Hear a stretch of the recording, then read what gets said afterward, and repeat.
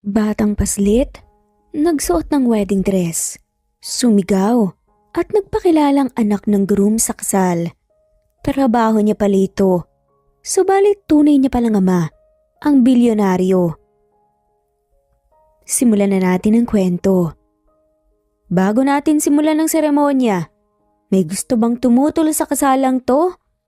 Mahinahong tanong nga ng pari sa lahat. Naging tahimik naman ang loob ng simbahan. Lahat sila ay napapalingon sa isa't isa dahil baka isa na nga sa kanila ay bigla na nga lamang sisigaw at tututol sa kasal. Isa namang batang paslit na nasa 7 taong gulang ang humahangos na pumasok nga sa loob ng simbahan sabay na sumigaw. Ako po! Tutol po ako! Itigil po ang kasalang to! Hinihingal pa nga itong pumasok na para bang galing pa ito sa mahabang takbuhan. Lahat ng atensyon ng mga tao ay nasa kanya napunta. Halo-halong emosyon ang nararamdaman ng lahat. May nagulat, may nagtaka, may gustong matawa at may nainis din. Hindi kasi nila inasahan na isang paslit ang tututol at mas lalong hindi nila inaasahan na nakasuot pa nga ito ng isang maliit na wedding dress na kasyang-kasya sa kanya. Naging 2 na tuloy ang bride sa loob ng isang simbahan. Ang isa ay isang dalaga at ang isa naman ay isang paslit pa. Labis ang pagtataka ng lahat, lalo na ang mga magulang ng ikakasal. Paano't ang isang paslit na katulad niya ay bigla-bigla na nga lamang susulpot sa simbahan at sisigaw nga nang itigil ang kasal? Sa anong dahilan naman? Kung ang iba, halo-halong emosyon, si Anton naman, ang groom ng kasal, ay palihim na nagdiwang ang kanyang puso sa kasiyahan dahil sa kanyang nasaksihan ngayon. Naging mainitin naman ang ulo ni Christine, ang bride ng kasal, dahil sa bata. Masamang tingin tuloy ang ipinukaw niya rito. And who the hell are you? Lumabas ka nga ng simbahan na to? Bata ka. Importante ang araw na to sa akin. Kaya ayaw kong masirang kasal ko nang dahil sa katulad mong batang walang modo. Chupi! Galit na sambit pa nga ni Christine. Napaismid na nga lamang si Lingling at pinag-cross pa nga niya ang kanyang may kaliitang kamay sa kanyang dibdib at pasimpleng inirapan nito. Taksalan! Kasi ayoko pong ikasal yung tatay ko sa inyo. Ang pangit niyo po, mas maganda pa po ang nanay silin ko kaysa sa inyo eh. Sigaw nga ni Lingling, pero kahit ganoon, hindi naman niya nakalimutan ang paggamit ng po. Alam pa rin niyang nakakatanda ang kanyang kausap. Napasinghap naman ang lahat sa kanilang narinig hanggang sa napuno ng samot-saring bulungan ng simbahan nang banggitin ng paslit na tatay niya, ang groom ng kasal. Gulat na gulat nga si Christine na hinarap ang magiging asawa niya na sanang si Anton. Anong pinagsasasabi ng batang to? May anak ka pala? Ngumiti ng malawak si Anton habang napapailing-iling na nga lamang. Hindi niya inaasahang sasabihin niya ng paslit dahil wala naman kasi sa usapan nila yon. Subalit sinakyan na nga lamang niya ang sinabi ni Lingling. Walang pag-alinlangan siyang tumango na para bang confident siya sa nangyayari ngayon at wala rin siyang balak na itago ang pagkatao ng bata sa lahat. Oo, anak ko nga siya. Pag-amin nga nito kaya naman muling napasinghap ang lahat sa gulat pati na nga rin ng 2 pamilya ay nagulat din sa kanilang nalaman. Walang alam ang pamilya ni Anton tungkol kay Lingling kaya laking pagtataka at gulat na nga lamang ang kanilang naramdaman ngayon. Hindi naman makapaniwalang tinakpan ni Christine ang kanyang bibig. Paano? Sa paanong paraan nagkaroon ng anak si Anton? Wala nga itong naging nobya. Taas noon namang naglakad ang paslit na si Lingling sa harap ng altar at hinawakan niya kagad ang kamay ng kanyang ama upang hilain nga ito paalis na ng simbahan. Subalit hinawakan din ni Christine ang isa pang kamay ng binata dahilan upang maghilaan ng 2. Anong ginagawa mo? Saan mo naman siya dadalhin? Hindi pa tapos ang kasal namin. Mataray na tanong nga ni Christine. Nilapitan naman ni Lingling ang kamay nitong nakakapit sa kanyang ama at sa pilitan nga niya itong tinanggal. Agad siyang ngumiti ng peke. Kikidnapin ko po yung tatay ko para hindi po siya may kasal sa inyo. Ani nga ng paslit bago hinila nga talaga ang kanyang ama palabas ng simbahan. Nagpatianod na nga lamang si Anton dahil ito naman talaga ang plano, hindi ba? Hindi na nga rin niya nilingon pa ang mga tao at ang kanyang pamilya na tumatawag sa pangalan niya. Ang gusto lang niya ngayon ay hindi matuloy ang kasal nilang dalawa ni Christine. Nang makalayo-layo na nga silang dalawa, sa simbahan ay agad nga binitawan ni Lingling ang kamay ng binata. Agad niyang hinarap ito at inilahad ang kanyang maliit na kamay sa harapan. Bayad niyo po. Wika nga kagad ni Lingling. Natatawa na nga lamang si Anton habang may kinuha siyang pera sa kanyang pitaka at binigay ito sa bata. Gaya ng napagkasunduan nila kahapon, ginulo pa nga muna niya ang buhok ng paslit pagkatapos ay ngumiti nga ng malawak. Thank you Lingling ah. Akala ko hindi ka natutupad sa usapan natin buti na lang talaga. At humabol ka at hindi natuloy ang kasal ko. Masaya at nakangiting sambit ni Anton at nakahinga pang siya ng maluwag na para bang nabunutan ng tinik ang kanyang dibdib. Napabuntong hininga ang paslit. Si nanay po kasi pinapasok pa ako sa kaskweli at umuwi pa po ako sa bahay para isuot po itong wedding dress ko. Buti na lang po at hindi pa po ako nahuli. Basta po yung promise niyo po Huwag niyo pong kakalimutan. Kayo na pong bahala sa babayaran naming ospital kay nanay saka po sa pagpapa-opera na rin po sa kanya. Cute na wika naman ni Lingling habang isinisilid na nga niya sa kanyang bulsang perang ibinigay ni Anton bilang bayad sa ginawa nitong panggugulo kanina. Hindi na nga niya binilang pa ang pera dahil malilito lamang siya sa dami. May tiwala naman siya sa binata at alam niyang may isang salita ito. Yumuko si Anton upang pantayan ang mukha ng bata bago niya pinisilang matambok nitong pisngi. Opo, wag mo nang poproblemahin pa yon dahil tatanda ka talaga nun ng maaga. Ako nang bahala ron.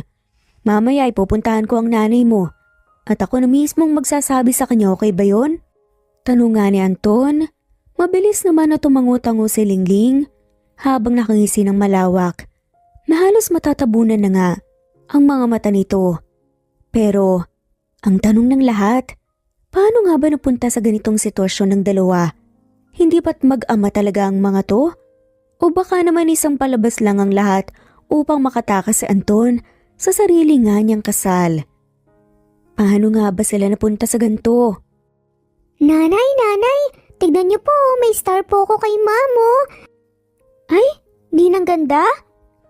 Napatigil ang 7 taong gulang na si Lingling sa kakasigaw ng paglabas niya sa kanyang classroom ay ang ninang ganda niya kaagad ang bumungad sa kanya sa labas at hindi ang inaasahan nga niyang palagi ngang ina na sumusundo sa kanya. Ninang ganda, bakit po ikaw ang sumundo sa akin? Bakit hindi po si nanay? Inosenteng tanong kaagad ng paslit na may halong lungkot nga ang boses. Malalim na buntong hininga naman ang pinakawala ni Lori nang umupo nga siya upang mapantayan ang laki ng kanyang inaanak. Hindi niya alam kung paano sasabihin sa paslit ang nangyari sa kanyang ina habang naghahanap ito ng trabaho. Tiyak na mag-aalala nga ito dahil tanging silang dalawang mag-ina lamang ang magkasangga ngayon sa buhay. Huwag kang mabibigla sa inaanak. Yung nanay mo kasi, biglang hinimitay kakahanap ng trabaho kanina. Kaya ayun, nasa ospital ngayon. Tinitignan pa ng mga doktor. Malungkot ang boses na balita nga ni Lori sa paslit. Nabigla at agad namang nagunahang lumandas ang mga luha sa mukha ng paslit kaya hindi magkamayaw si Lori. Napawiin nga ang mga to at patahanin nga si Lingling. Nasa ospital po si nanay? Ano pong nangyari kay nanay? Mawawala na po ba siya sa akin? May iwan na po ba ako mag-isa? Gusto ko pong puntahan si nanay, ninang ganda. Dalhin niyo po ako doon, please. Lumuluhang sabi nga ni Lingling. Pinagdikit pa nga niya ang kanyang maliliit na kamay upang magmakaawa sa kanyang ninang ganda. Shh, huwag kang umiyak. Hindi naman mawawala ang nanay mo eh. Malakas yun. Saka hindi ka iiwan. Nagpapahinga lang siya sa ospital. Kaya nga sinundo kita para mapuntahan natin siya eh. Agad na paliwanag nga ni Lori nang mas lalo pang lumakas ang iyak ni Lingling. Nakakaagaw na nga rin sila ng atensyon sa ibang mga magulang ng bata na nandito. Tumahan naman si Lingling pero panihikbi pa rin siya dahil sa takot. Hindi pa kasi niya naintindihan ng lahat. Noon kasi ang alam nga lang niya na pupunta sa ospital ay yung mamamatay na. Healthy na bata si Lingling kaya hindi niya naranasan na ma-confine sa ospital kaya labis na takot na lamang ang kanyang nadarama. Ninang ganda, tara na po, baka po hinahanap na po ako ni nanay. Sambit nga ni Lingling at hindi nga nakakapagsalita si Lori. Agad na nga siyang hinila ng paslit. Napatayo na nga lamang siya at nagpatianod palabas ng paaralan. Napangiti si Lori dahil kitang-kita niya sa mukha ng bata ang sobrang takot. Nanay's girl pa naman ito. Kahit may kakulitan na bata, mabait ito at mapagmahal lalo na sa kanyang nanay Celine. Nang makarating sila sa ospital, ay pinuntahan na nga nila ang room number ni Celine. Nadat na naman nang magninang ang dalaga, nagising na at may mga doktor pang nasa loob at kinakausap ito. Alam ni Lori na seryoso ang naging pag-uusap ng mga to dahil nakita pa nga niyang pasimpleng pinahira ni Celine ang kanyang mga luha nang makita sila nito na pumasok. Nanay ko! Malakas na sigaw nga ni Lingling bago patakbo na nga ang pinuntahan ng ina. Mabilis pa nga itong umakyat sa kama upang mayakap ang kanyang ina. Napaiyak na naman ang paslit nang masalayan na nga niyang kanyang ina. Maraang hinahagod nga ni Celine ang likuran ng anak nang walang tigil ito sa kakangaw-ngaw. Napatigil tuloy ang usapan nila ng doktor. Babalik na lang kami mamaya. Wika na nga lamang ng doktor. Ninitian naman ito ni Celine bago nga siya tumango. Nang umalis ang doktor at nurses ay binalingan ng atensyon ni Celine ang kanyang anak na hanggang ngayon ay malakas pa rin ang iyak. Bakit naman iyakin tong prinsesa ni nanay? Namiss mo ba ako? Kaninang umaga lang magkasama pa tayo ah. Pabirong sambit naman ni Celine upang pakalmahin ito. Humigpit naman ang yakap ni Lingling sa kanyang leegan dahilan upang pahirapan ang kanyang paghinga. Nanay, wag na po ikaw maghanap po ng trabaho ah. Ako na lang po ang maghahanap ng trabaho para sa inyo. At saka maghahanap po ako ng maraming pera para hindi na po ikaw mapunta dito. Ayoko na po ikaw bumalik dito, nanay. Natatakot po si Lingling eh. Iyak nga ng paslit. Hindi naman mapigilan ni Celine ang matawa, lalo na't nahahabag nga siya dahil sa sinasabi ng kanyang anak ngayon. Ganito talaga magsalita ang anak niya. Napaka-cute pakinggan and very touching. Napangiti rin si Lori habang pinagmamasdan ng mag-ina ngayon pero hindi pa rin maalis sa kanyang puso ang pagkabahala. Malaki ang ipinayat ng kanyang kaibigan kumpara noon at ang mukha nga nito namumutla rin. Unti-unti ring naging manipes ang kanyang buhok na para bang may iniinday itong karamdaman. Kanina pa nagdududa si Lori. Alam niyang hindi simpleng pagkahimatay ang nangyari sa kaibigan niya. Tinitigan nga niya si Celine at alam niya agad na may mali talaga nang hindi rin makatingin pabalik sa kanyang dalaga. Napabuntong hininga si Lori at iwinaglit muna niya iyon sa kanyang isipan. Mamaya kapag tulog na nga si Lingling, baka magkaroon sila ng pagkakataon na makapag-uusap dalawa. Hay, napaka-sweet at bait talaga ng inaanak ko. O Celine, makinig ka sa anak mo ha.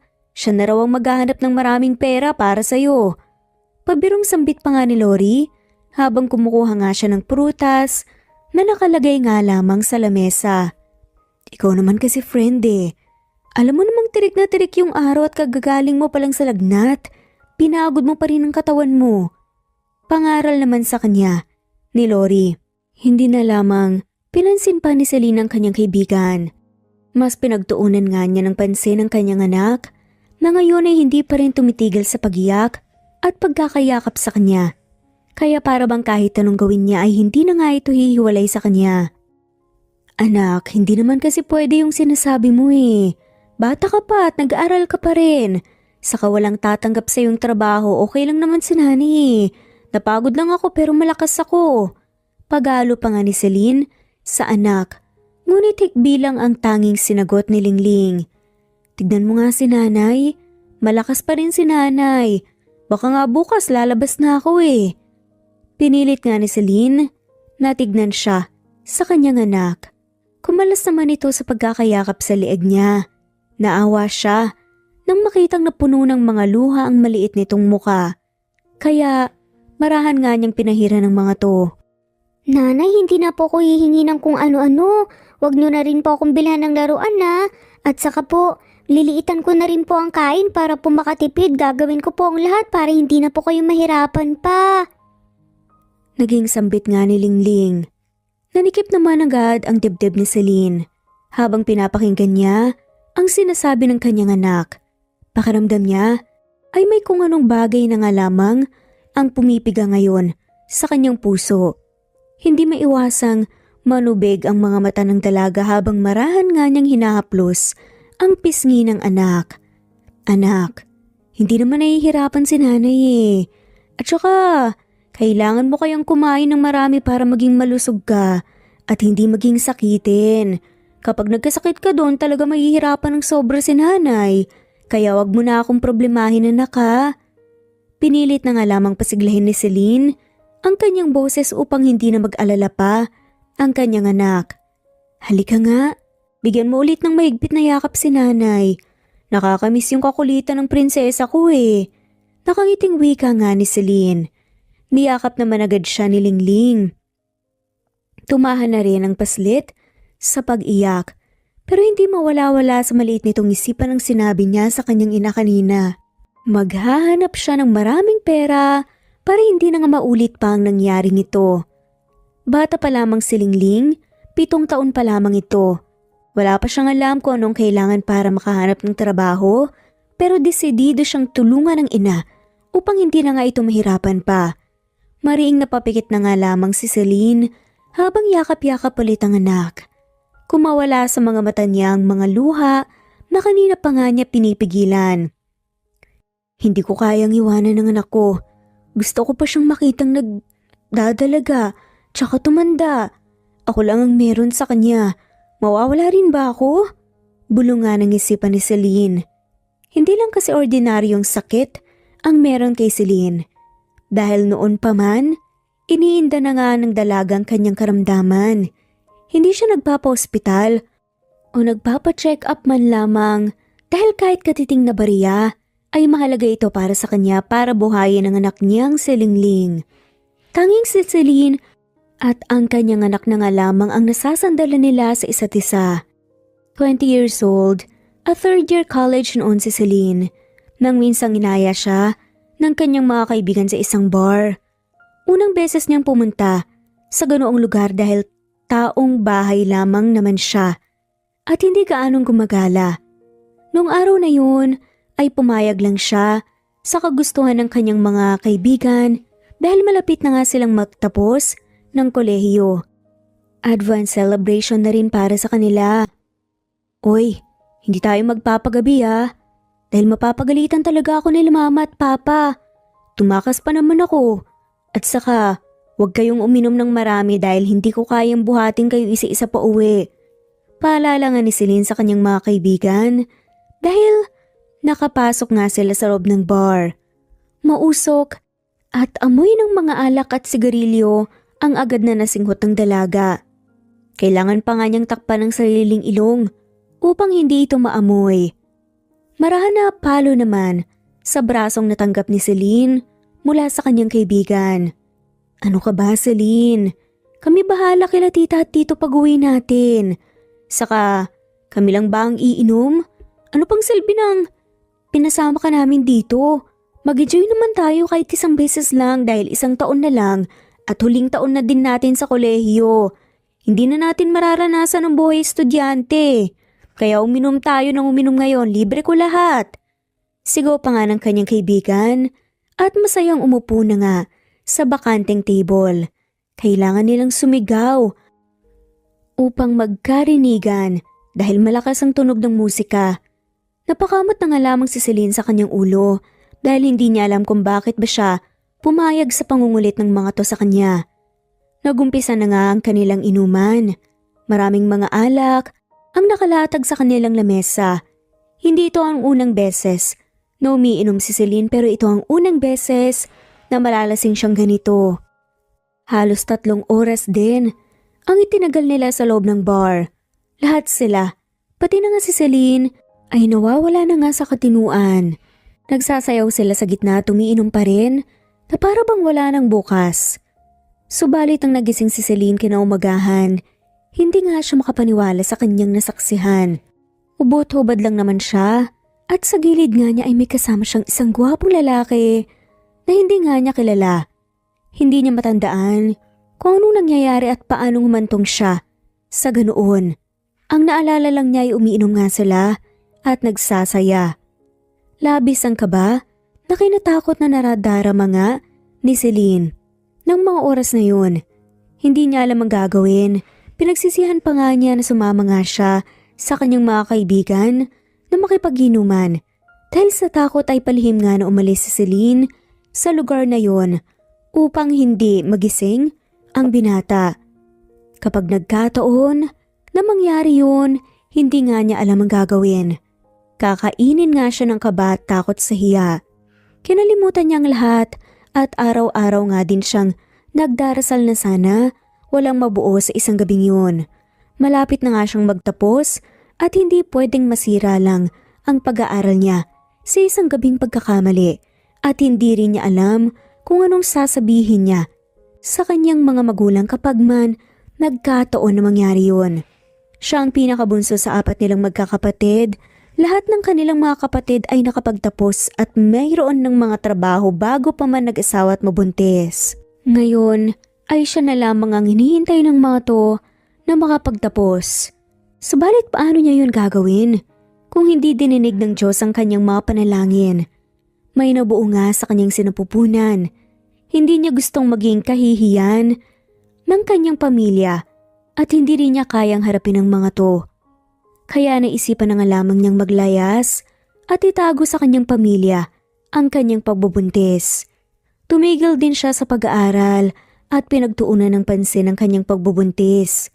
Kahit kailan, hindi sumagi sa kanyang isipan ang ipalaglag ang bata. Wala kasi itong kasalanan sa pagkakamaling nagawa niya noon. Pumunta si Celine sa malayong lugar na alam niyang hindi siya mahahanap ng kanyang pamilya. Pinutol niya lahat ng koneksyon niya sa mga ito at tanging sulat lamang ang kanyang ginawa at iniwan bago siya umalis. Naghirap si Celine, lalo na ngayon na mag-isa na nga lamang siya sa buhay. Tanging kanyang best friend na si Lori lamang ang nakakaalam kung nasaan siya. Kahit naman gustong sabihin ni Lori sa mga magulang ni Celine kung nasaan siya, hindi niya magawa dahil nagmakaawa rin sa kanya ang dalaga at hanggang ngayon, dala-dala pa rin niya ang konsensya dahil kung hindi nga lang niya pinilit si Celine noon sa pagbabar, maganda sana ang buhay ng kanilang kaibigan ngayon. Hindi sana ito naghihirap. Pero nang dumating naman si Lingling sa buhay ni Celine, na wala ang pagsisisi niya sa nangyari. Naging tanggap niya kung anong naging kapalaran niya ngayon. Inaral nga niyang pagiging ina at hindi naman mawawala sa tabi niya ang kanyang kaibigang si Lori. Pakiramdam ni Celine ng mga panahong una nga niyang nasilayan ng anak, nagkaroon siya ng bagong pag-asa sa buhay. Ipinapangako niya na mamahalin niya ang anak at palalakihin nito nang may takot sa Diyos. Hindi na nga rin nasilayan pa ni Celine ang lalaking nakasiping niya noong gabing yun. Kahit gustuhin man niyang makilala ito at ipakilala ang kanilang anak, hindi niya alam kung paano. Tanging mukha lamang ng lalaki at hanggang ngayon, hindi pa rin niya nakakalimutan. Pero iniisip ni Celine na baka nagkaroon ito ng pamilya. At ganun man ang nangyari, hindi na nga lamang niya ipakikilala ang anak sa kanya upang hindi na nga maging magulo pa ang tahimik nilang buhay. O hayan, tulog na ang chikiting mo. Sabihin mo na sa akin kung anong sinabi ng doktor sa'yo. Tulog naman si Lingling kaya hindi niya tayo maririnig. Kung nakakapagsinungaling ka sa anak mo, ay sa akin hindi. Alam kong may tinatago ka. Sampit nga ni Lori sa kanyang kaibigan nang silipin niya ang natutulog na paslit. Kanina pa niya gustong tanungin si Celine ngunit matagal na natulog si Lingling. Marahang hinaplos-haplos naman ni Celine, ang buhok ng anak na ngayon ay katabi lang niya sa kama. Malalim na buntong hininga kagad ang pinakawala ni Celine upang pawiin ang bigat ng kanyang damdamin. May tumor daw ako at malala na to. Kailangan kong maoperahan para hindi ito kumalat at lumaki pa. Mahinang boses na wika ng dalaga. Pinilit niyang tapangan ang boses niya at huwag piliting mautal. Nahigit naman ni Lori ang kanyang hininga at hindi nga niya mapigilang manubig ang kanyang mga mata nang nilapitan nga niya ang kaibigan at hinawakan ng kamay nito. Ano? May tumor ka? Anong sabi ng doktor? Kailan ang schedule ng opera mo? May naitaboy akong pera. Gamitin mo to. Pandagdag para sa operasyon mo. Ngumiti naman si Celine at marahang umiling-iling sa kaibigan. Tumulo na nga rin ang kanyang mga luha habang inaalala ang kanyang naging usapan kasama ang doktor bago pa man dumating ang kanyang anak. Wag na. Para sa panganganak mo yan eh. Saka nakapag-desisyon na ako, Lori, ayokong magpa-opera. Wika nga ni Celine, napakagat na nga lamang sa ibabang labi. Malaki yung gastusin kapag nagpa-opera pa ako. Saka yung ipon ko, para lang yan sa pag-aaral ni Lingling. Matagal ko yung inipon para sa kinabukasan niya kaya ayokong gastusin para lang sa akin. Maraming taon pa naman itatagal ko eh. Kaya ko sigurong labanan ng sakit na to. Umiiyak na wika na nga lamang ni Celine. Hindi na nga rin mapigilan pa ni Lori ang kanyang mga luha at kusa na nga lamang itong bumagsak. Mahigpit na hinawakan ni Celine ang kamay ng kanyang kaibigan at ngumiti rin ito ng pilit. Kapag mawala ako ikaw nang bahala sa anak ko. Ikaw nang bahala kay Lingling, ipakilala mo siya sa lolo't lola niya para sa akin. At saka ikaw na rin ang tumayong ina niya kapag wala na ako. Mas mapapanatag ako kapag ikaw ang mapag-iiwanan ko sa anak ko.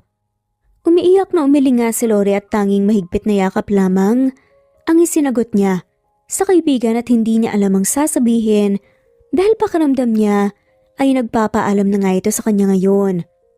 Huwag mong sasabihin yan. Makakasama mo pa ng matagal ang anak mo. May awa ang Diyos, hindi kanya pababayaan. Manalig lang tayo, Celine. Saka, hanap ako ng paraan para maoperahan ka. Utang ako sa bangko kung kinakailangan para sa'yo. Sad pa nga nito. Ngumiti si Celine at niyakap nga niya pabalik. Ang kaibigan ng impit nga itong humihikbi sa kanyang balikat dahil baka magising sila.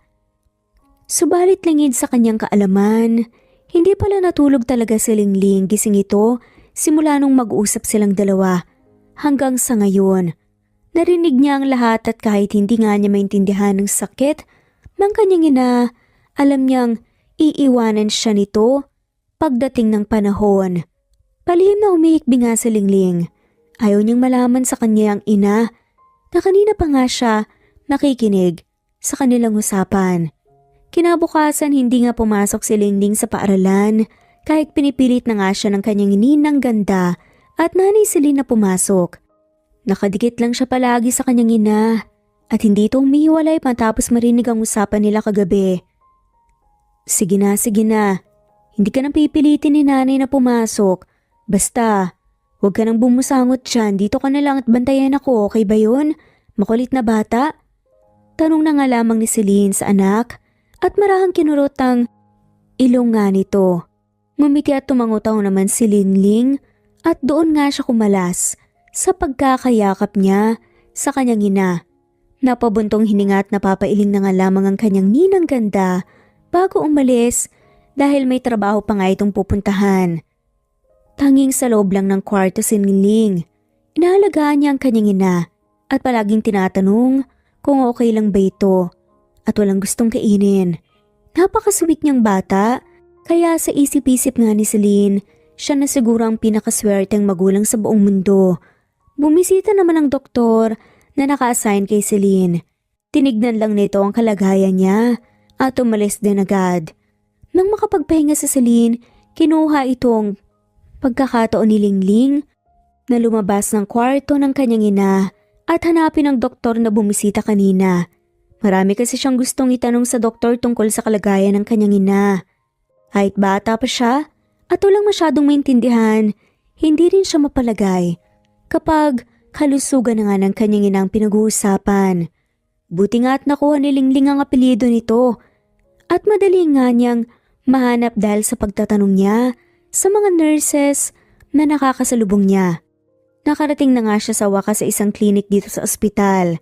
Nakalagay sa labas ng pinto ang apelyido ng doktor na hinahanap niya. Dahan-dahan niyang binuksan ang pinto nang silipin nga ang loob pero nakita niyang may 2 taong seryosong nag-uusap sa loob. Nahihiyang nakinig na lamang muna si Lingling sa pinag-uusapan nila. Dahil turo kasi ng kanyang ina ay huwag sisingit sa usapan ng mga nakatatanda, kailangan ay hintayin silang matapos. Ikakasal ka na bukas, Anton. Pero nandito ka pa rin at tumatambay sa ospital? Hindi ba dapat nagpapahinga ka na ngayon at pinaghahandaan ang kasal mo? Reklamo nga ng doktor na nakaupo sa kanyang swivel chair at nakaharap sa kanyang computer. Marahas na napabuga naman ang hangin sa Anton na kanina pa nga pabalik-balik ng lakad sa loob halatang problemado. I really don't want this arranged marriage, dude. Tulungan mo naman akong hindi matuloy ang kasal ko bukas. Seryosong saad nga nito. Napaangat naman ang tingin ng doktor dahil sa sinabi ng binata. Tinaasan pa nga siya nito ng kilay. Ano namang may tutulong ko sa'yo? Sasabihin ko ba kila tita at tito na gusto natin ang isa't isa kaya hindi pwedeng matuloy ang kasal mo? O baka naman gusto mong ako yung sumigaw ng itigil ang kasal sa mismong kasal mo? Pabirong wika pa nga nito at napapailing. Bago ibinalik nga muli ang atensyon sa kanyang computer at pinag-aaralan ng mga records ng kanyang mga pasyente. Marahas na napabuga naman ng hangin si Anton, lukot-lukot ang kanyang mukha at parang pasan niya lahat ng problema sa mundo dahil sa itsura nga niya ngayon. Anong gagawin ko? Should I hire someone to do that? May kilala ka bang babae na nangangailangan ng trabaho?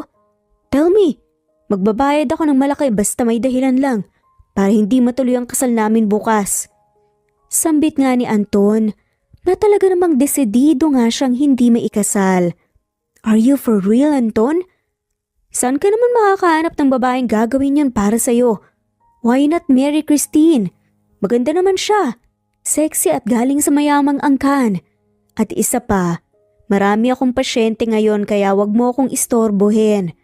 Sambit nga nito. Alam mo naman kung bakit ayokong ikasal, diba? Hinahanap ko pa rin siya. Dahil matapos may mangyari sa amin nung gabing yun, hindi na nga siya maalis sa isip ko. Paano kung may nabuo pala kami? E di daddy na ako ngayon? Sambit nga ni Anton at hindi nga niya maiwasang mapangiti habang ini-imagine na nga niyang may tumatawag sa kanyang daddy ngayon. Hindi na siya makapaghintay pa na magkatotoo yun. Napapailing-iling na nga lamang ang doktor dahil sa pinagsasasabi ng binata. E paano kung walang nabuo? Paano kung naikasal na siya sa iba at nagkapamilya na? E di, nga ka ngayon. Rest back naman ito, kaya napaupo na nga lamang si Anton sa sofa. Naisip din niya yun, matagal na.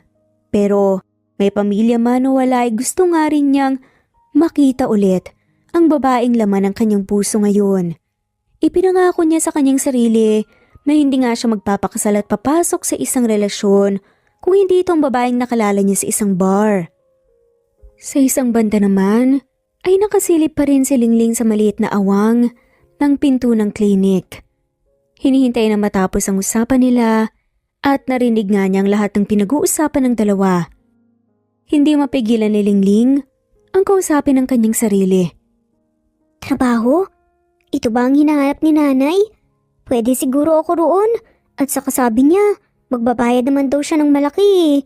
Pwede na to. Matutulungan ko si nanay dito. Hindi na siya mahihirapan pa at saka gusto ko rin siyang maoperahan kaagad. Halos mapatalon nga sa saya si Lingling dahil nga sa naisip nga niyang plano. Hindi na nga niya hinintay pa na matapos ang usapan ng dalawa at walang sabi-sabing pumasok na nga siya sa loob ng klinik. Nagulat pa nga ang dalawa nang mapatingin nga sila sa paslit na ngayon, malawak na nga ngiting nakapaskil sa kanyang labi. "Hello po!" Bati ni Lingling sa kanila. Masiglang kumaway-kaway nga siya sa mga ito. Sabay na nagkatinginan nga sila Anton at ang doktor sa isa't isa. Nang makita si Lingling, nagtataka sila kung bakit bigla-bigla na nga lamang pumasok ang batang to. Itinuro ni Anton ang bata habang nakatingin siya sa kanyang kaibigan. "Kilala mo ba to?" Kumunot naman ang noon ng doktor nang pilit nga niyang inaalala ang familiar na paslit at lumiwanag naman kagad ang kanyang muka nang maalala nga niya ito. "Yes, naalala ko siya. Siya yung anak ng pasyente kong may tumor, nakararating lang kahapon." Saad nga ng doktor. Ngumiti naman si Anton at tinignan muli ang paslit. Hindi naman niya alam kung bakit bigla na nga lamang lumukso sa saya ang kanyang puso nang makita itong nakangiting nakatingin sa kanya. Bigla kasing pumasok sa kanyang isipan ang magandang mukha ng babaeng iniibig niya ngayon na isang beses pa nga lamang niyang nakita. Kamukhang kamukha niya ito. Ako po si Liz Ann Martinez. Lingling na lang pong itawag niyo sa akin. 7 years old na po ako at grade 1, first honor po ako nung kinder. Matalino at maasahan po ako sa lahat. Tanggapin niyo po sana ako para po sa trabahong sinasabi niyo. Masigla at nakangiti pang ang sambit ni Lingling. Hindi naman mapigilan ng dalawa na matawa nang halos mawala na nga ang mga mata ng paslit nang ngumiti nga ito nang sobrang lawak na halos mapupunit ang labi nito at confident pa talaga sa sinasabi niya. Napansin din ni Anton ang kambal na may nunal nga na nasa gilid ng kanyang mga mata. Kinabahan siya dahil parehong-pareho ito sa kanya.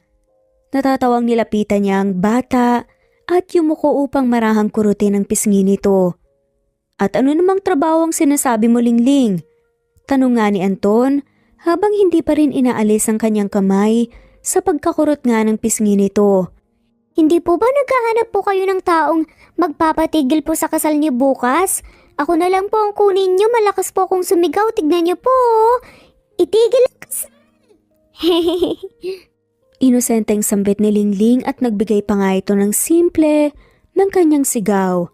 Napaawang ang labi ni Anton at ilang segundo lang ay napuno ng malakas na tawanan ng loob ng klinik.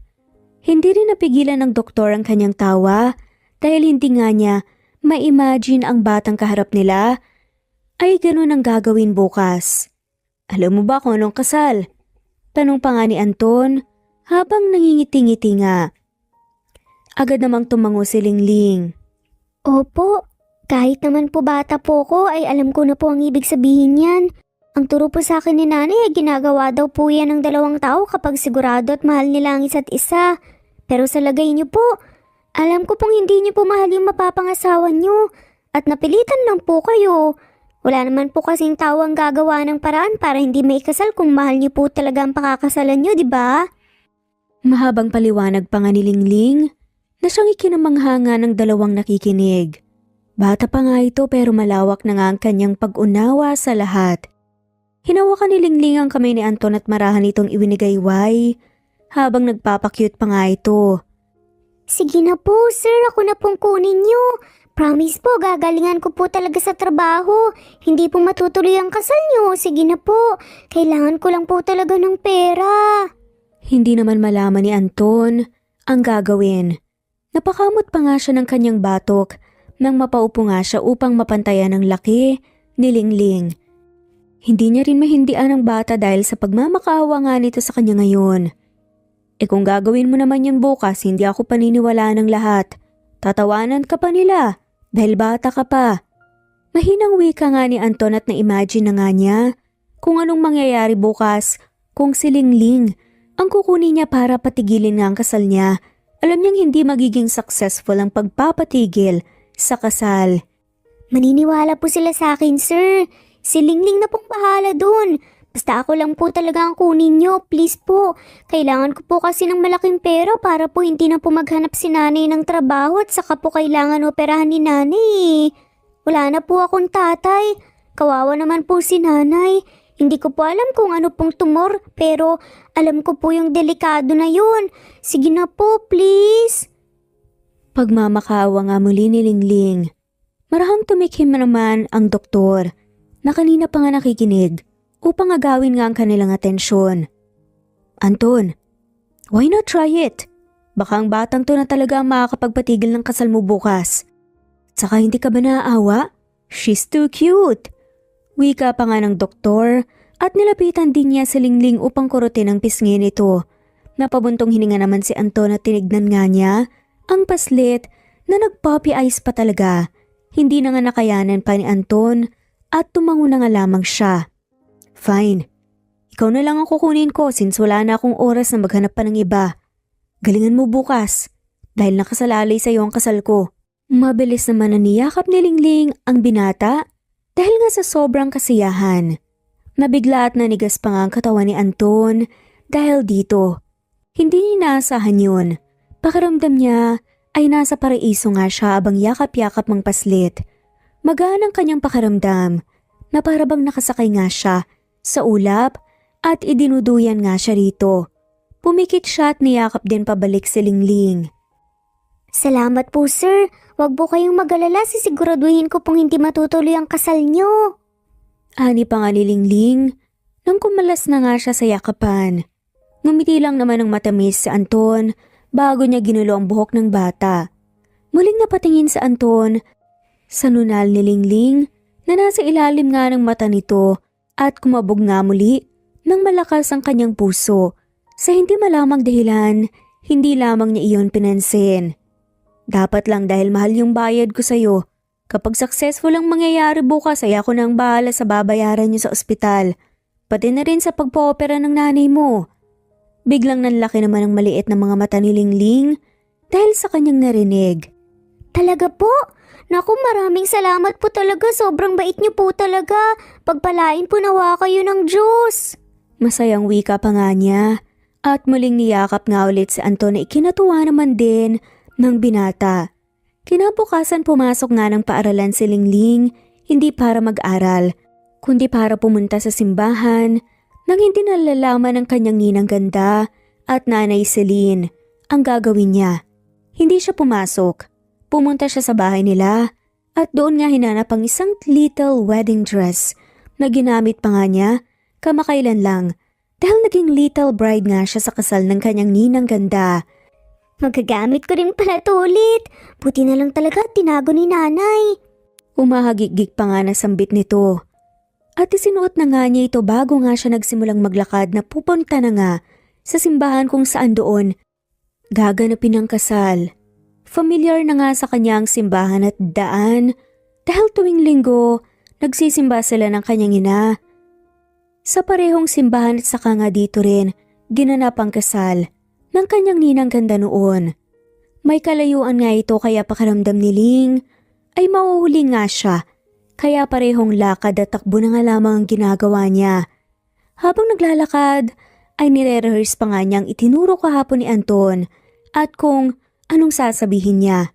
Inaalala niya lahat upang hindi nga siya magkamali. Naku po, nagsimula na yung kasal ni Sir Anton, pati ako nito, baka matuloy ang kasal niya. Namomroblemang wika nga ng paslit nang makita nga niya sa malayo ang lahat ng mga tao na nasa loob na nga ng simbahan. Patakbo nga siyang nagtungo sa simbahan at nang marinig nga niyang nagtanong muna ang pare, agad siyang pumasok sa loob at kahit hinihingal ay sumigaw pa rin siya ng malakas. Ako po! Tutulpo ko! Itigil po ang kasalang to! Hindi natuloy ang kasal ni Anton dahil nga sa tulong na nga rin ni Lingling.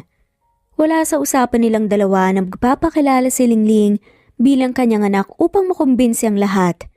Nagulat na nga lamang din siya nang sabihin ito bigla ni Lingling sa simbahan Mukha na bang kumbinsido ang lahat kaya nga siya nakatakas sa mismong kasal niya. Noong gabing hindi pa araw ng kasal ni Anton, kinakabahan nga talaga ang binata at halos hindi nga siya makatulog dahil sa kakaisip na paano kung matuloy ang kanyang kasal. Paano kung hindi tumupad sa usapan ng paslit. Pero nagpapasalamat nga siya sa lahat ng santo dahil kahit last minute na ay dumating pa rin ang paslit. Nasurpresa pa nga siya dahil nakasuot ito ng isang wedding dress din. Pakiramdam tuloy niya, tumakas siya sa kanyang kasal para sa isang bride rin. Hindi niya maiwasang matawa. Matapos siyang makauwi sa kaniyang kondo habang binabalik-balikan ang nangyari kanina. Hindi niya inaasahan na ganoon ang mangyari at hindi niya rin inaasahan na ganoon katalino ang kinuha niyang bata. Maraming rason at maraming beses nang nagdahilan si Anton sa kaniyang mga magulang para hindi matuloy ang kaniyang kasal. Pero lahat yon ay hindi umobra sa kanila. Ipinagpipilitan pa rin siya dahil nga tumatanda na ito at hanggang ngayon ay hindi pa rin nagkakanobya. Ngayon ay makakahinga na siya ng maluwag dahil alam naman niyang tapos na ang kaniyang problema. Matapos nga ang ginawang trabaho ni Lingling ay pumasok siya ng paaralan upang mag-aaral. Sinundo ulit siya ng kanyang ninang ganda ng sumapit ang hapon. Nanay! Masaya at masiglang sigaw ni Lingling nang makapasok ito sa loob ng hospital room ng kaniyang ima.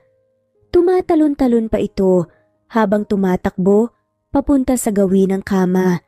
Hinawakan naman agad ni Celine ang dalawang pisngi ng kaniyang anak at hinalikan ito sa noo nang makalapit sa kaniya. Bakit naman ang saya-saya ng anak ko? May nangyari bang maganda sa eskwelahan? Nakangiting tanong ni Celine. Wala naman po, nanay. Masaya lang po ako dahil naoperahan na po kayo. Sambit nga ni Lingling na parehong ikinakunot nga ng noo ng kanyang ninang, ganda at ng kanyang nanay. Anak, paano mo nalaman na naoperahan ako? Gulat nga na tanong nga ng dalaga. Wala nga sana siyang balak na sabihin sa anak dahil ayaw nga nitong mag-alala. Bumuntong hininga naman si Lingling at tumupo sa kama. Nanay, narinig ko po kayong nag-uusap ni Ninang Ganda kagabi. Narinig ko po na may sakit po kayong tumor. Nangingilig nga ang luha ni Cecil na tinignan ng kanyang anak. Pinahira naman kagad ni Lingling ang mga luha ng kanyang ina gamit ang kaliitan niyang kamay. Nanay ko, wag na po kayong umiyak. Wag niyo na rin pong problemahin yung perang pagpa-opera niyo po. Ginawan ko na po ng paraan, gagaling na po kayo. Superhero po kaya kayo sa buhay ko. Ngiting sabi pa nga ni Lingling na siyang ipinagtaka nga rin ng kanyang ninang at nanay. Lumapit nga sa kanya ang nagtatakang ninang ganda niya upang magtanong, "Anong ibig mong sabihin na anak?" Kusakan na lamang napakamot si Lingling sa kanyang ulo nang hindi nga niya alam ang sasabihin sa dalawa. Anong sasabihin ko kay nanay at Ninang Ganda?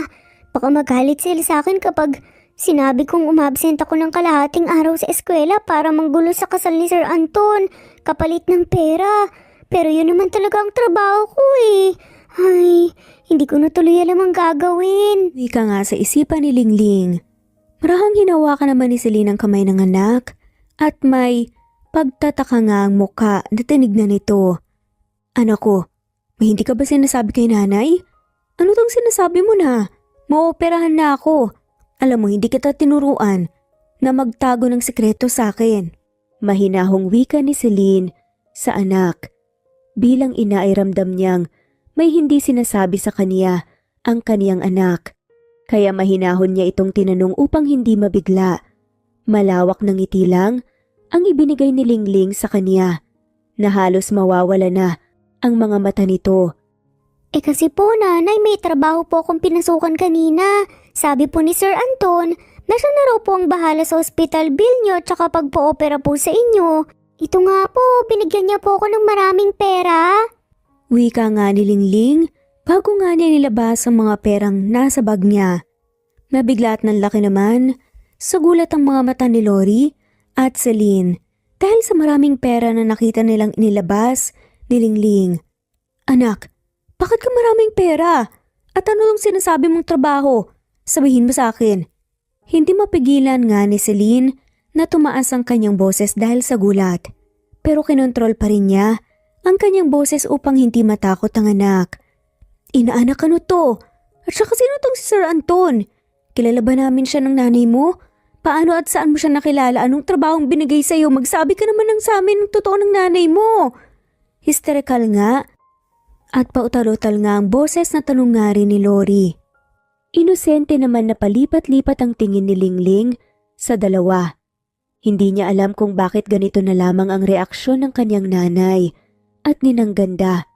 Sa isip-isip niya ay wala naman siyang ginawang masama at saka naghahanap lang siya ng trabaho. Ngunit sa isip ni Celine at Lori ay baka may nag-take advantage na sa murang kaisipan ni Lingling. Baka may pinagawa ang mga ito sa kanya na hindi tama kaya binigyan ng maraming pera. Anak, tignan mo si nanay. Hindi galit si nanay. Tinatanong lang namin ni ninang mo kung anong trabahong sinasabi mo. Kinakabahan nga ito dahil baka kung ano nang ang trabaho ang pinagawa sa anak. Mahinahon na ngayon ang boses na tanong ni Celine nang makita niyang papaiyak na ang kaniyang anak. Ngumiti pa siya rito, pati na si Lori upang hindi matakot. Sabihin ang totoo. Sasagot na sana si Lingling, ngunit hindi ito natuloy nang may biglang pumasok sa loob ng silid. Sabay pa ang tatlo na napalingon sa taong pumasok. Nang masilayan naman ni Celine ang mukha ng lalaking pumasok, ay pakiramdam niya ay sandaling tumigil ang tibok ng kaniyang puso. Unti-unti ring nanlaki sa gulat ang kaniyang mga mata at napaawang din ang kaniyang labi sa hindi niya inaasahang bisita. Napako naman sa kinatatayuan si Anton nang pagpasok niya ay ang mukha agad ni Celine napadako ang kaniyang tingin. Bumilis ang tibok ng kaniyang puso. Hindi niya inaasahan na ang ina pala ni Lingling ay ang babaeng matagal na niyang gustong makita ulit. Biglang itinuro ni Lingling si Anton bago nagsalita na kanguso na ngayon. Sabay sabi nga nito, Nanggulo po ako sa kasal niya, nanay. Yun po yung trabaho ko. Hindi naman nakapagsalita si Celine, lalo na si Lori. Mas lalong nadagdagan ang bilis ng tibok ng puso ni Anton nang mapatingin siya kay Lingling. Sa mga oras na ito ay hindi alam ni Anton kung anong uunahin niyang gawin. Ang magpapakilala ba sa kaniyang sarili? Ang hihingi ba ng tawad sa nangyari noon? At ngayon dahil sinali niya ang paslit sa gulo? O ang itanong kung may koneksyon ba siya sa bata? Gulong-gulo ang isip ni Anton. Nakalimutan na nga siguro niya ang huminga sa mga oras na ito. Excuse me sir, ano pong ginagawa niyo dito? At saka, sorry dahil dinamay ka pa ng inaanak ko Awkward na tawa ni Lori upang pagaanin ng tensyon sa loob ng silid. Doon lang bumalik sa realidad ang isip ni Anton at Celine. Agad na napaiwas nang tingin si Celine at ibinaling ito sa bintana. Napansin naman ni Lori ang pag-iwas ng kaniyang kaibigan kaya kumunot agad ang noo nito. Tumikhim naman si Anton at malawak na ngayong ngumiti sa kanila. Hindi niya mapigilang ang pag-angat ng kaniyang labi dahil matagal din niyang hinintay ang araw na ito. Naglakad siya tungo sa gawin nila at ibinigay kay Lori ang prutas na kaniyang dala. I'm sorry. Totoo yung sinabi ni Lingling. Binayaran ko siya para manggulo sa kasal ko para hindi ito matuloy. Pag-amin nga ni Anton. Napanganga naman si Lori. Pati si Celine ay nabalik din ang tingin niya sa binata dahil hindi nga nagbibiro si Lingling sa mga sinasabi nito kanina. Binalingan naman ang tingin ni Anton ng dalaga at ngumiti rito nang matamis na parang nagagalak siyang magkita ulit silang dalawa matapos ang ilang taon. Hi, nagkita rin tayo ulit sa wakas, ani ni Anton. Hindi naman makapagsalita si Celine. Kinakabahan siya dahil kahit kailan ay hindi niya inisip na magkikita pa silang dalawa matapos ang nangyari. Palipat-lipat naman ang tingin ni Lori at Lingling sa dalawa ng magkatitigan ang mga ito ng ilang segundo na para bang sila lang ang tao sa loob ng silid. Sir Anton, kilala niyo po ang nanay ko? Nagtataka at inosenteng tanong ni Lingling. Tinaasan naman ng kilay ni Lori ang kaniyang kaibigan dahil gusto niya ring malaman, pero tanging tikom lang ang bibig ng dalaga. Binalingan naman ng tingin ni Anton ng paslit at ngumiti siya rito bago hinaplos ng marahan ang maliit nitong mukha. Pinagmasdan ni Celine ang pangyayaring iyon at haplos pa nga nito sa anak niya ay alam na niyang may duda na ang binata kung kaano-ano niya si Lingling. Muling nasilayan ni Anton ang nunak nito sa ilalim ng mata at hindi nga siya makapaniwala kung bakit sila parihong may ganito. May koneksyon talaga sila sa isa't isa at hindi naman ito may pagkakaila. Oo, nagkakilala kami noon sa bar, Lingling. Nakangiting tugon na nga ni Anton. Nanlaki naman ang mga mata ni Lori sa kaniyang narinig. Bilang kaibigan ay alam niya lahat ng talambuhay ni Celine, kaya ngayon ay napagtanto na niyang si Anton ang nakasiping ni Celine noong gabing iyon. Kaya ganito na lamang ang inasta ngayon ni Celine. Bar? Ibig sabihin ba nito? Gulat na pabalik-balik na itinuro ni Lori si Anton, pati na si Lingling. Pero tumigil siya sa pagturo kay Anton. Pipigilan na sana ni Celine na magsalita si Lori dahil baka mabigla ang kaniyang anak, pero naunahan siya ng kaniyang kaibigan. Ikaw? Ikaw ang ama ni Lingling? Pasigaw na tanong nito. Napalunok at nahigit na lamang ni Celine ang kaniyang hininga dahil sa walang prenong bibig ng kaniyang kaibigan.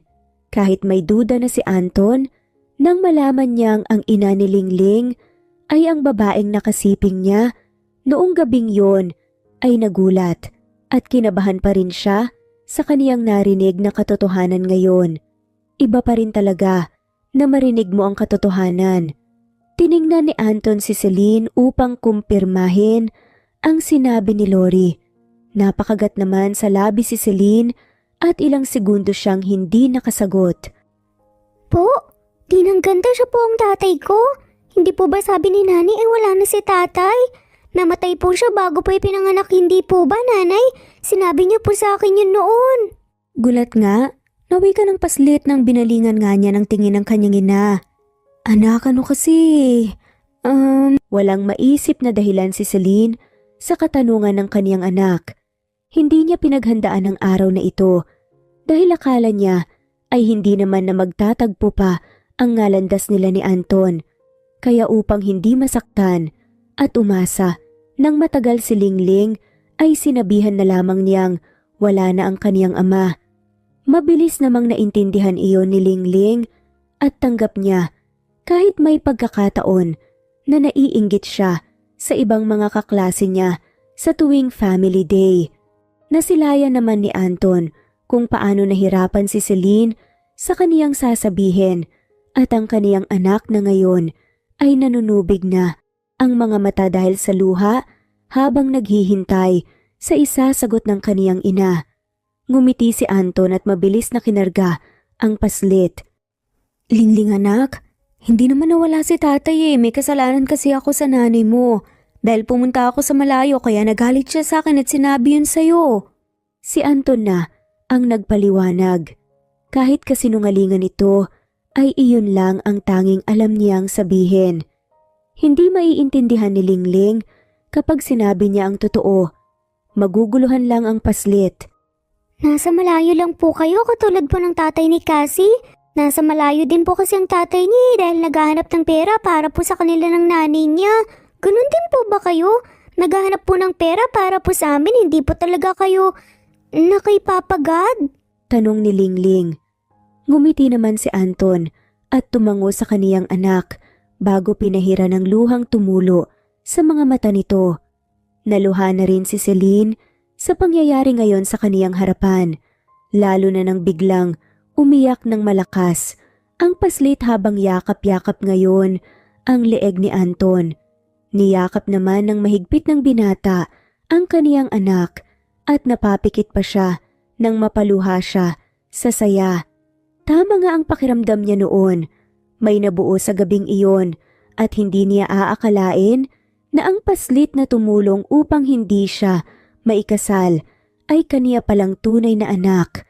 Nanay, alam niyo po ba malakas po yung sigaw ko sa kasal ni tatay kanina? Saka po ang daming tao ang nakatingin po sa akin. Nakakakaba po pala tatay. Bakit po pala kayo ikakasal? Akala ko po ba mahal niyo po si nanay? Tanong ni Lingling habang karga-karga pa rin siya ng kaniyang ama ngayon. Kanina pa siya nagpapakarga at hindi humihiwalay sa kaniyang ama. Hindi naman nagrereklamo si Anton dahil nga gusto rin naman niya ito at hanggang ngayon ay hindi pa rin siya makapaniwala. Masayang masaya ang kaniyang puso. Kaya siguro ay noong unang kita pa lamang niya kay Lingling ay magaan na ang kaniyang loob at mabilis din siyang napalapit dito. Nagkatingin na naman si Celine at Anton, subalit mabilis na umiwas ng tingin ng dalaga. Hindi niya maipaliwanag ang hiya at pagkailang na nararamdaman niya ngayon.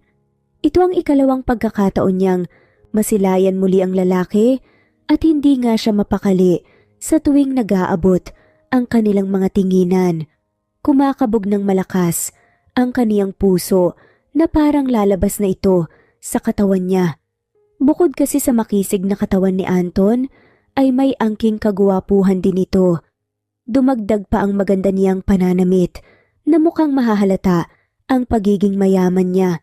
Parating si Lingling at Anton lamang ang nagsasalita simula pa kanina habang si Celine ay tahimik lang na pinagmamasdan ng kaniyang mag-ama na masayang nagkukwentuhan sa isa't isa. Tanging ngiti at tawa lang ang ginagawa ni Celine habang nagkukwento ang kaniyang anak sa nangyari kanina sa simbahan. Tumikhim naman si Lori. Hay naku inaanak, halika nga at sa akin ka na magpakarga. Samahan mo akong bumili ng pagkain sa labas. Sambit nito nang kunin niya si Lingling mula sa mga bisig ni Anton at lumabas na ng kwarto. Gusto niyang makapag-usap ang dalawa. Alam niyang kailangan nila ito dahil nga hindi pa nila gaanong kilala ang isa't isa at kailangan din nilang pag-usapan ng tungkol sa kanilang anak. Naging tahimik naman ang buong silid nang lumabas na si Cory at Lingling. Tanging nakayuko si Celine habang nilalaro ang kaniyang mga daliri, habang si Anton ay hindi rin alam kung saan mag-uumpisang magsalita.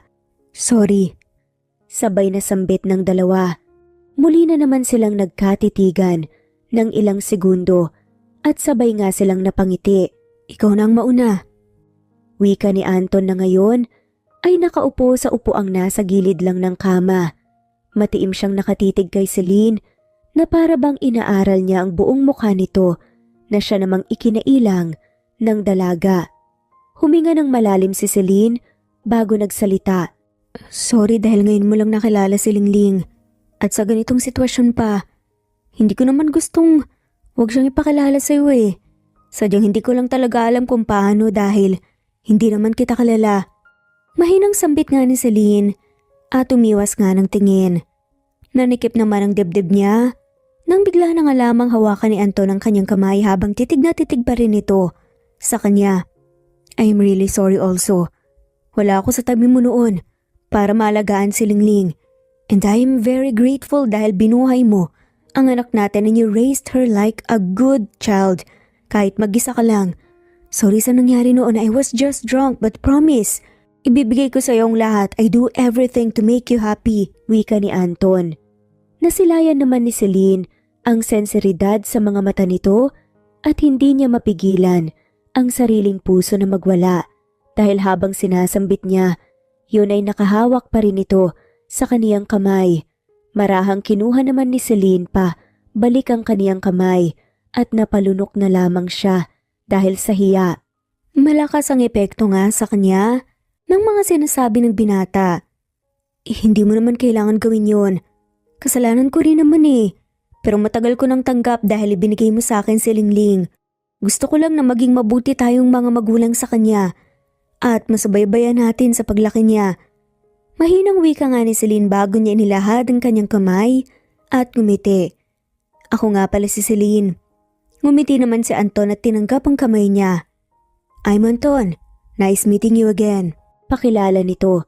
Ngumiti sila sa isa't isa at pagkunway ay marahan sikang napatawang dalawa. Natatawa lang kasi sila dahil ngayon pa nila naisipang magpakilala sa isa't isa na may 7 taong gulang na silang anak. Pero hindi naman siguro huli ang lahat para sa pagmamahalan, hindi ba? Wala naman siguro itong time limit at isa pa base sa mga ikinikilos ng dalawa ay halata namang may pagtingin sila sa isa't isa. Hindi rin mahirap magustuhan ni Celine si Anton dahil makisig naman ito at may angking kagwapuhan pa na kinahuhumalingan ng lahat ng mga babae. Ganon din kay Celine. Maganda si Celine, mabait at mapagmahal. Nanay, wag po kayong matakot sa loob ah. Nandito lang po kami ni tatay at ninang ganda na maghihintay po sa labas nyo. At saka po ipagpe-pray ka po namin ng maging successful po ang lahat. Wika ni Lingling habang mahigpit siyang nakahawak sa kamay ng kaniyang ina na ngayon ay papasok na sa loob ng operating room. Araw ngayon ng operasyon ni Celine. Binayaran ni Anton ang lahat para matanggal agad ang tumor sa katawan niya. Nalaman kasi ni Anton sa kaniyang kaibigang doktor na siyang naka-assign din kay Celine na kapag pinatagal pa ito ay mas lalong lala ang kondisyon sa katawan niya. Kaya pinaschedule na agad ng binata ang lahat at ngayon nga ang araw na iyon. Anak, ikaw dapat ang hindi matakot. Namamawis na ang kamay mo kakahawak sa akin kanina pa. Okay lang si nanay. Kaya ko to, hindi ako pababayaan ng Diyos. Pagpapagaan ni Celine sa damdamin ng kaniyang anak dahil mukhang ito pa ang natatakot kaysa sa kaniya. Marahan pa niyang hinaplos ang mukha nito. Hinawakan ni Anton ang kamay niya at nag-aalala siyang tiningnan. Puno ng takot ang buong mukha nito, katulad sa kanilang anak. Nahabag naman ang puso ni Celine. Ilang araw pa lang simula noong nagkita sila, pero para pakiramdam ni Celine ay napaka-importante na siya para sa binata. Maghihintay lang kami rito, Celine. We will pray for you at kapag nakalabas ka na rito at gumaling, ilipat na kayo sa bahay natin. Sa akin na kayo titira. We will stay forever together as family. Malambing na sambit ni Anton. Nabigla roon si Celine pero hindi niya rin maitagi ang kilig na kaniyang nadarama. Sa isip-isip niya ay bakit ba sa ganitong sitwasyon nagpapakikig si Anton sa kaniya. May nakakalukong ngiti namang ipinukaw si Lori para sa kaniyang kaibigan nang makita niya ang reaksyon ni Celine. Marahang niyang kinurot ito at pasimpleng yumakap. Asus, pumapag-ibig ka na. Tuloy mo lang yan. Inuna mo pa kasi ang mga naki kesa magkainlaban kayo. Naku! Bulong naman ni Lori. Namula naman agad si Celine dahil sa hiya. Ilang segundo ang lumipas ay ipinasok na sa loob ng OR si Celine. Alam niyang magiging okay lang ang lahat at hindi nga siya makapaghintay na makalabas siya ng hospital at tumira sila sa iisang bahay na parang isang buong pamilya. Ini-imagine pa lamang niya ang ganoon ay lumulukso na sa saya ang kaniyang puso. Mariing nanalangin naman ang Celine kahit alam niyang malaki ang chance na maging successful ang operasyon ay hindi pa rin niya mapigilang kabahan. Unang beses itong nangyari sa kaniya kaya normal lang na matakot. Ama, ikaw na pong bahala sa akin. Sana po maging okay lang lahat. Gusto ko pa pong makasama ang anak ko at gusto ko pa pong bigyan si Lingling ng masaya at magandang pamilya. Alam kong marami po akong hiniling sa inyo pero sana po ibigay niyo po ito sa akin. Madami pa po akong dapat gawin. Ilang oras ang itinagal ng operasyon at ilang oras ding naghihintay ang mag-ama sa labas. Nakatulugan na nga ni Lingling ang paghihintay dahil sumapit pa ito ng gabi. Umalis din si Lori at tanging si Anton lamang ang nanatiling matiim na naghihintay. Puno pa rin ng kaba at takot ang kaniyang puso na parang sasabog na ito sa kada oras na lilipas kakahintay. Ilang oras pa na paghihintay ay lumabas na si Celine at sa awa ng Diyos ay naging maayos lang naman ang lahat. Pinagpahinga na lamang si Celine at baka bukas ay magigising na ito. Hindi naman umuwi si Anton at nanatili lamang siya sa hospital ng ilang linggo upang bantayan at alagaan si Celine. Kahit maraming missed call at messages na ang natatanggap niya mula sa kaniyang pamilya, ay hindi niya pa rin ito pinapansin. Gusto sana ng pamilya ni Anton na linawin nito ang nangyari sa kasal niya noong 1 linggo dahil pinahiya niya ang pamilya niya pati na ang pamilya ni Christine. Pero hanggang ngayon ay hindi pa rin nagpapakita ang binata sa kanila. Alam niyang pipilitin na naman siya ng mga ito na magpakasal kay Christine. Pero kung mangyari man iyon, ay may matibay na siyang dahilan upang humindi. Tunay na anak niya si Lingling at noon pa man ang babaeng gusto na niyang pakasalan ay walang iba kundi si Celine. Tinamaan kasi si Anton ng tinatawag nilang love at first sight at kahit anong gawin niya ay hindi umaalis si Celine sa kaniyang isipan sa loob ng ilang taon. Masaya siya.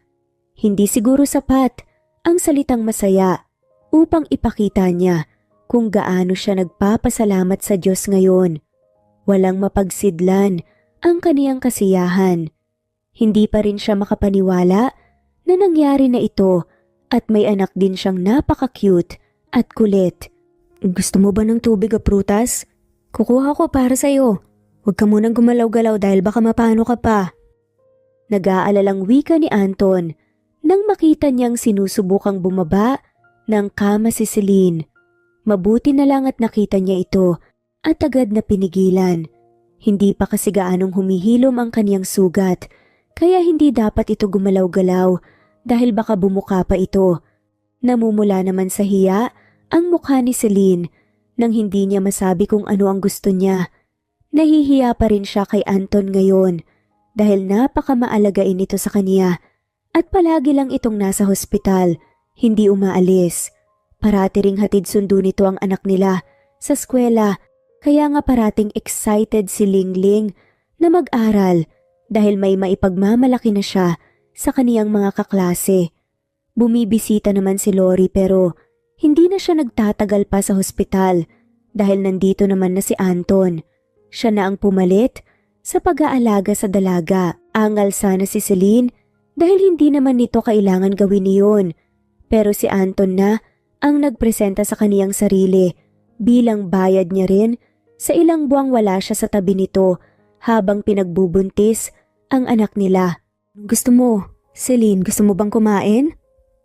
Paulit na tanong ni Anton na kanina pa naghihintay ng sagot. Nahihiya namang yumuko ang ulo ni Celine at kagatlabi siyang mariin na napapikit. Hindi na talaga niya kaya ang tawag ng kalikasan. Kailangan na niyang magbanyo. Kanina pa niya ito pinipigilan at hinihintay ang kaibigan niyang si Lori upang maalalayan siya papunta sa loob ng banyo. Pero hanggang ngayon ay hindi pa rin dumadating ang kaibigan. Palagi kasing si Lori ang tumutulong sa kaniya pagdating sa ganito. Ha? Kailangan ko lang kasing sanang umihi eh. Namumula ang mukha sa hiyang sambit ni Celine na parang naging bulong na ito ngunit narinig naman ni Anton. Agad namang napangiti si Anton at inalalayan na ang dalaga pababa ng kama. Tarata, alalayan na kita. Kesa naman, magpipigil ka na naman dyan. Nagsabi sa akin si Lori na hindi muna siya makakapunta dito dahil may lakad sila ng asawa niya. Saka mahihiya ka pa ba sa akin na may anak na nga tayo eh. Don't worry, hindi kita sisilipan kahit nakita ko naman na lahat ng yan. Nakangising pabirong sabi ni Anton na mas lalong nagpainit sa buong mukha ni Celine. Gusto na tuloy ng dalaga na maglaho na lamang bigla sa hiya. Marahang natawa si Anton nang makita niya ang reaksyon ng dalaga. Nasisiyahan siya sa tuwing inaasar at binibiro niya ito. Para kasing mangangamatis na ang kanyang mukha at saka gusto niyang mapalagay sa kaniya si Celine kaya niya ginagawa ang mga ito. Napahalakak nga ang lalaki. Nagbibiro lang ako, pagbawi niya sa kaniyang sinabi.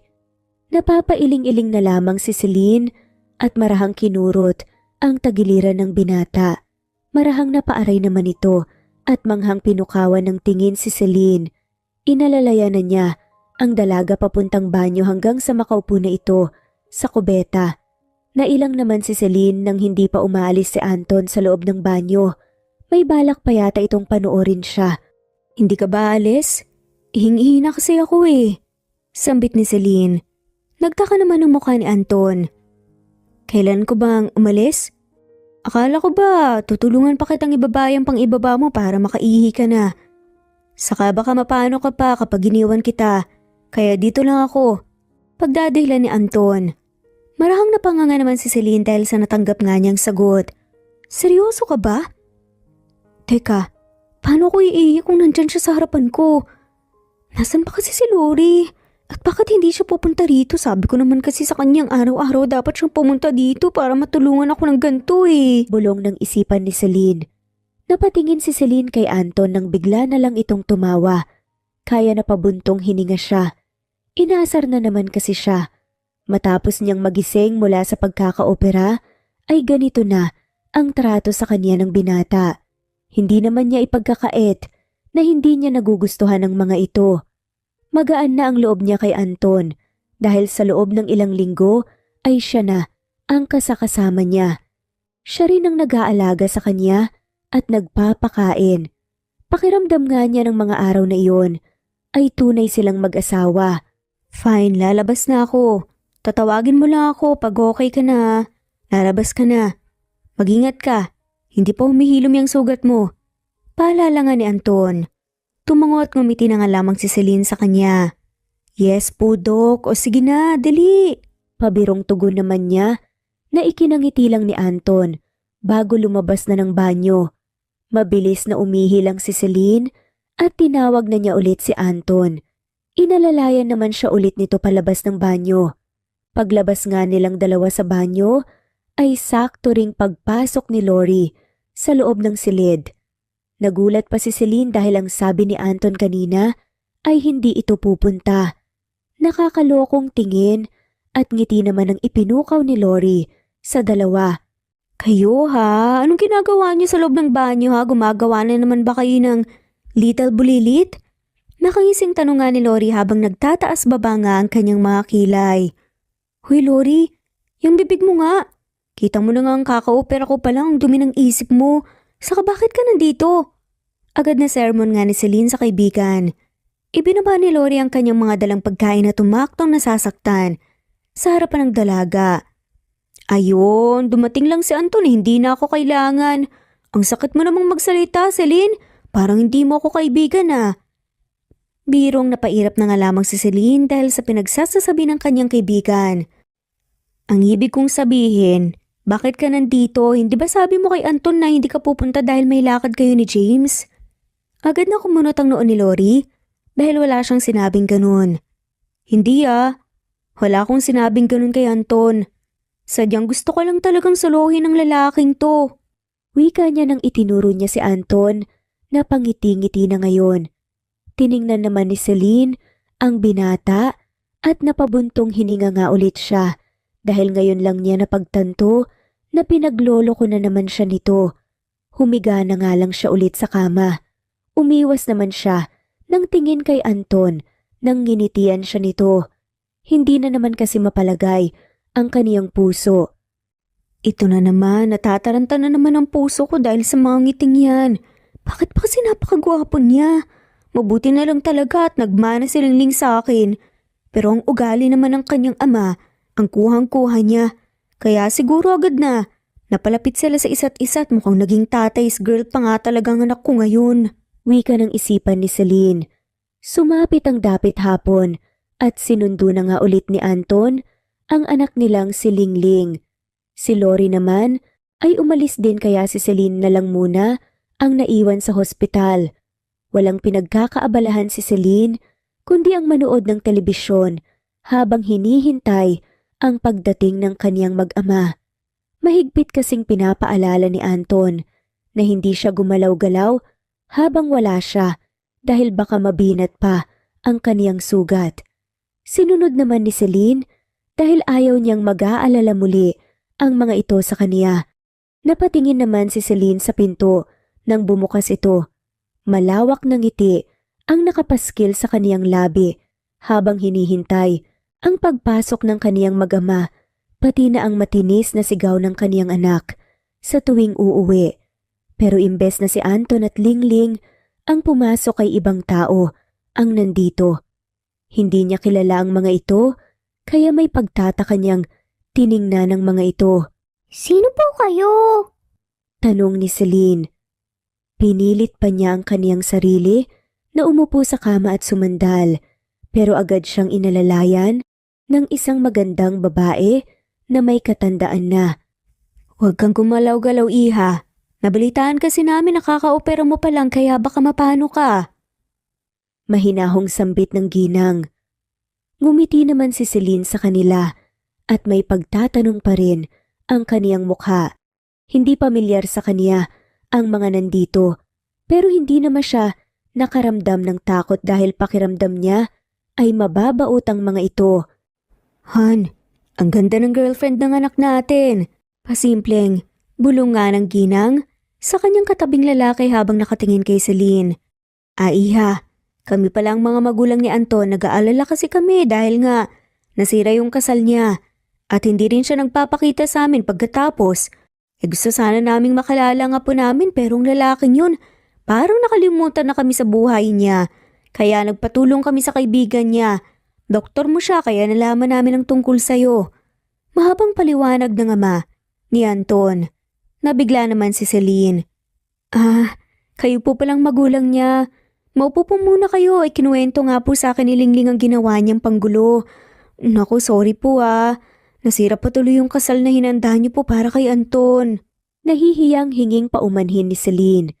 Nahihiya siya nang maalala ang ikinuwento sa kanya ni Lingling tungkol sa panggugulo ni Ga sa kasal at kung paanong binayaran siya ni Anton para gawin iyon. Napapailing-iling na nga kang si Celine pagkatay niyang marinig iyon. Talaga may pinagmanahan ng anak nila. Lumapit sa kanya ang ina ni Anton at hinawakan ang kamay niya. No, iha. Don't be sorry. Masaya nga rin kami dahil hindi natuloy ang kasal. At masaya rin kami dahil nalaman naming all this time, may apo pala kami. Itinago lahat ito ni Anton sa amin kung hindi niya lang sana ito ginawa. Hindi na namin siya pinilit na ipakasal pa sa iba. We are just happy kaya kami nandito. Huwag mong isiping nandito kami para paghiwalayin kayo ni Anton. I know nasa tamang edad na kayo at hindi na kami makikialam pa sa inyo. We just want to meet our apo. Pwede ba yun? Ani nga ng ina ni Anton na parang nagsusumamo nga sa kanya. Sa isip-isip ni Celine ay wala namang itinago si Anton sa kanila. Wala naman talaga siyang alam na may anak pala siya. Ngayon lang din niya nalaman ang lahat. Naku, oo naman po, baka po mamaya nandito na po yun. Sinusundo pa kasi ni Anton eh. Nakangiting tugon nga ni Celine. Marahang niyakap naman siya ng ginang na ikinabigla ng dalaga. Thank you, iha. Huwag kang magalala at hindi na matutuloy ang kasal ni Anton sa iba dahil sila na mismo ang pumurong sa kasal. Anyways, kailan ka makakalabas dito? Maybe you can both get married after you recover. Ani pa nga. Nang mukhang masaya na ginang. Natigagal naman si Celine. Kasal po agad? Ang bilis naman po ata. Hindi pa naman kami magkasintahan ni Anton at saka kinikilala po namin ng isa't isa. Bakit kasal po agad? Hysterical na sambit ng isipan ni Celine. Hindi naman makasagot si Celine dahil hindi naman kasi niya alam kung anong sasabihin niya. Mabuti na lang at dumating na ang kaniyang mag-ama. Pumasok ang mga ito sa silid habang nasa bisig ng binata. Si Lingliing na ngayon ay may dala na namang bagong laruan. Araw-araw na lang, binibilhan ito ni Anton. Mom, Dad, anong ginagawa niyo rito? Paano yun na lamang nandito ako? Gulat na tanong nga ni Anton nang makita nga niyang mga to papasok. Napairap naman ang kanyang ina at lumapit nga. At agad nga na malakas na pinalo ang braso niya.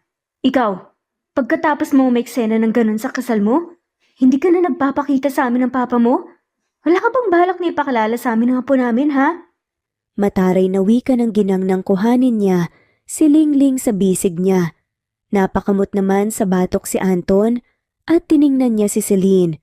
Ngumiti siya rito at nginitian din siya pabalik ng dalaga bago tumango na parang sinasabi niyang okay lang ang lahat. Hi po, Lola! Hi po, Lolo! Cute na bati nga ni Lingling sa kanila. Naging malambot naman ang ekspresyon ng mga mukha ng mga magulang ni Anton at parang maluluha na nga sila nang mayakap nila si Lingling. Ang ganda ng apo natin, hon. May apo na rin tayo sa wakas. May pagmamayabang na ako sa mga kumari ko. Iyak pa nga ng ina ni Anton. Lola Ganda, wag na po ikaw umiyak. Alam niyo po ba sabi ni Tita Ganda, nakakapangit daw po ang pag-iyak. Nakakapangit daw po eh. Smile ka na po para hindi po kayo pumangit. Pag-aalo ni Lingling sa ginang. Napuno naman ng tawanan ang loob ng silid. Hinayaan ni Anton ang kaniyang mga magulang na kausapin at kargahin si Lingling dahil nakikita niyang masaya naman ang mga ito. Pumunta na lamang siya sa gawin ni Celine at marahang hinawakan ang kamay nito habang pinagmamasdan nila ang tawanan ni Lingling at ng kaniyang magulang. Napakabait ng mga magulang mo. Akala ko talaga nandito sila para pagalitan ako dahil sa ginawa ni Lingling sa kasal mo. Akala ko rin, ipipilit ka nila ulit na may kasal. Wika pa nga ni Celine, nang hinayaan nga niyang magkahawak kamay sila ngayon. Celine, tawag nga ni Anton sa kanya. Binalingan naman siya ng tingin ni Celine at ngumiti ito. Pwede bang ikaw na lang ang pakasalan ko? Biglang tanong nga niya. Napatulala si Celine sa itinanong sa kanya ni Anton. Hindi niya alam ang isasagot. Nagdadalawang isip pa siya dahil hindi pa nila gaanong kilala ang isa't isa. Alam ni Celine na may pagtangin din siya sa binata pero hindi pa ito sapat upang pumayag.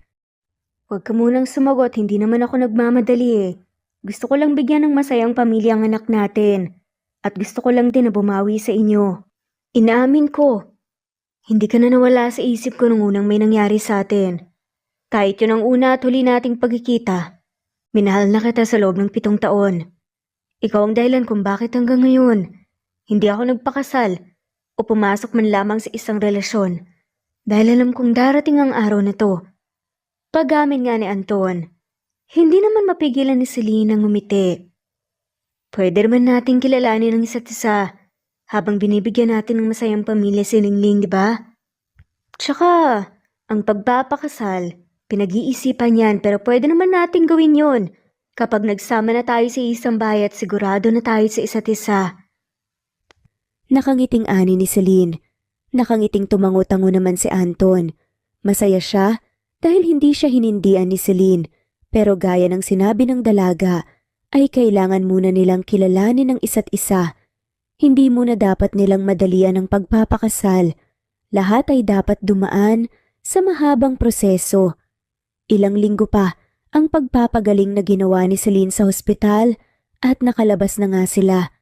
Hindi na sa dating bahay sila umuuwi dahil diniretso na agad sila ni Anton sa mansyon nito.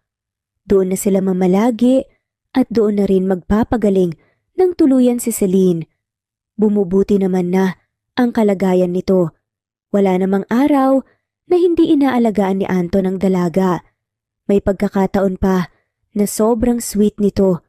Ilang buwan ang lumipas ay naging magkasintahan ng dalawa at sa 7 taong pagtatago ni Celine ay naglakas loob na rin siyang harapin ang kaniyang pamilya kasama na si Anton at si Lingling. Humingi siya ng tawad sa kaniyang pamilya dahil sa ginawa niyang pag-aalis.